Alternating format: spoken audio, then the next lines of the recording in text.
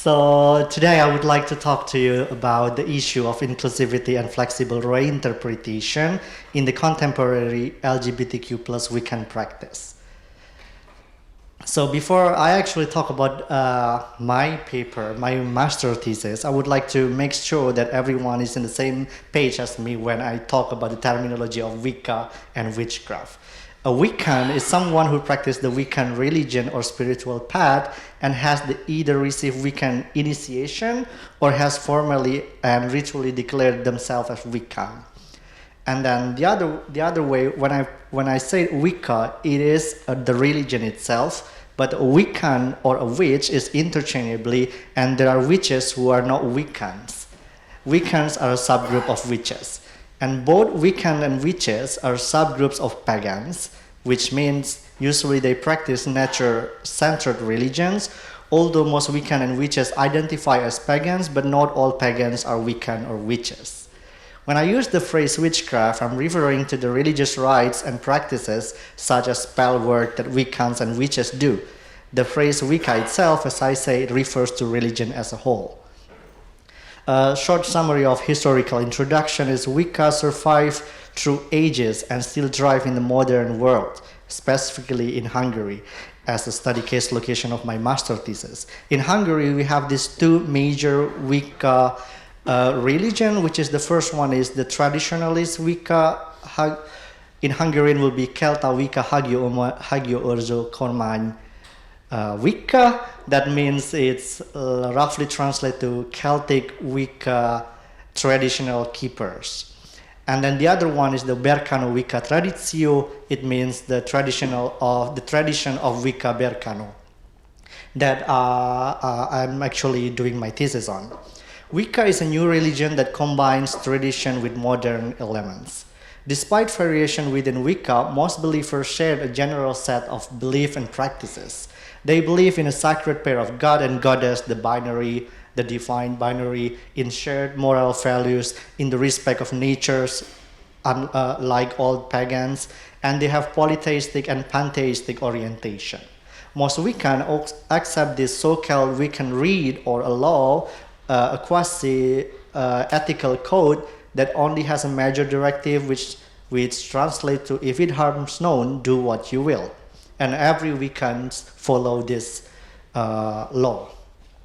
In my hypothesis for my master thesis is that in the case of those individual Wicca practitioners who are also members of the LGBTQ plus community, the marginalized community, the solitary rituals provide an opportunity to reinterpret or reinvent the binary gender of the divine, and then the principle of the traditional Gardnerian Wicca, allowing experimentation of fluidity in rituals. And also, religious trauma takes part in the journey through Wicca as a religion. For theoretical foundation, I will just, I missed one of the first one is Ninian Smart's material dimension of religion, where I analyze it to use the objects and the material dimension that a Wiccan use in their rituals. Second one is the Victor Tunnell's liminality theory, where a Wiccan has to go to initiation process in order to be a priest or a priestess, and then this change their whole life vividly. The third one is the Marlene Winnell's notion of religious trauma syndrome, because I found after researching about them that most of Wiccans have to leave their former religion or dogmatic religions in order to be Wicca, but later I will talk about it. And Thomas Tweed's evolution and renewal of religion, as Wicca is, as I said, is a traditional and with combining modern elements, so it keeps ever changing and then evolution during the time. And Joe Green's Queer Paganism and Yvonne Aburov's Inclusive Wicca survey data that I found on the internet. The demographic that I've done is in Budapest. For Berkano Wicca tradition is based in Budapest, but also I interviewed some of the university students who called themselves as a Wiccan in Szeged. The timing is October 2021 to April 2022, and then you can see here in the table there are working people, they are university students, most of them are initiated, a priestess even, and a solitary weekends. And everyone, almost everyone that are interviewed are member of LGBTQ plus community or an heterosexual, but with an open arms, an ally, so I would say. The first one that I would like to talk about the Minoan Brotherhood and Dianic Wicca as a historical context, that in Wicca, it is always, and there is always, an LGBTQ plus dimension on it. The Minoan Brotherhood was explicitly founded as a mystery or initiatory cult which erotically celebrates life through male love. The founder, Eddie Buzinski, Coven took the rituals of Gardnerian Wicca as its basis, and he adopted the 8th annual Gardnerian Sabbath festival but associated them with ancient Mediterranean religious festival, insisting that even though his coven would only contain men, it should still embrace gender polarity. He set up the Cretan snake goddess Rhea as the tradition's primary deity, as in Wicca it's always about goddess and god, and accompanying her, the tradition was also founded to venerate her son, the Cretan bull god, thereby being duotheistic in nature, like most other Wicca traditions. Dianic Wicca, on the other hand, was created for the feminine side of humanity, for women with feminist ideological background or same-sex orientation. It's full of lesbians. Dianic Wicca, which was developed by hereditary witch Zuzana Budapest, sprang out of the feminist movement, honors the goddess but pays little attention to her masculine counterpart. They would only worship goddess. The main goddess would be Diana or Artemis or Hera. And then the second one that I would like to talk about is the challenging the binaries of God. So in Wicca, in LGBTQ plus Wicca community in Hungary, in Brno Wicca tradition, they would reinvent the binary of God, that it should be God and goddess. But what I found for my research is that they can choose any other god in any other pantheon in the world from other cultures. Like example, in Ardhana Vaishwara in Hindu, that is a gender fluid god, and then they will just, as example, is Amaterasu in Shinto or Dionysus in Greek to represent their homosexuality, or phallic or hermaphroditus, something like that. And then the material dimension, as you can see in the first picture, is Eddie Buzinski, the founder of Minoan Brotherhood. He is holding 2 knives to represent 2 phallic symbols in the homosexual intercourse. But in the Wicca tradition itself, from the Gardnerian Wicca, you have to use a cup or a knife to represent the insemination of sex. But here, he reinvent the ritual itself and then use 2 knives to accommodate their sexual needs. Second one, this is I took a picture of one of my interviewees. He is using a dreadlock hair to make a voodoo doll, I would say, and then he will not use it as a black magic, because black magic in Wicca is really not possible. He would use it to put some happy notes and then put it in the person that he wants to cast spell to. And then the third picture is the classical altars look like in the ritual of Wicca in Hungary. A pentagram, candles, a knife, a wand, and a chalice. And then I would like to talk about the religious trauma syndrome that I found it very fascinating. Marlene Winell published Leaving the Fold, a self-help book for former Christian fundamentalists deciding to forsake their religion. Winell, who refers to herself as a recovering fundamentalist, coined the term religious trauma syndrome more than a decade ago. It is the condition experienced by people struggling with living an authoritarian, dogmatic religion and coping with the damage of indoctrination. And RTS occurs when individuals struggle with living a religion or a set of beliefs that lead to their indoctrination. It often involves the trauma of breaking away from a controlling environment, lifestyle, or religious figure. This also overlaps the theory of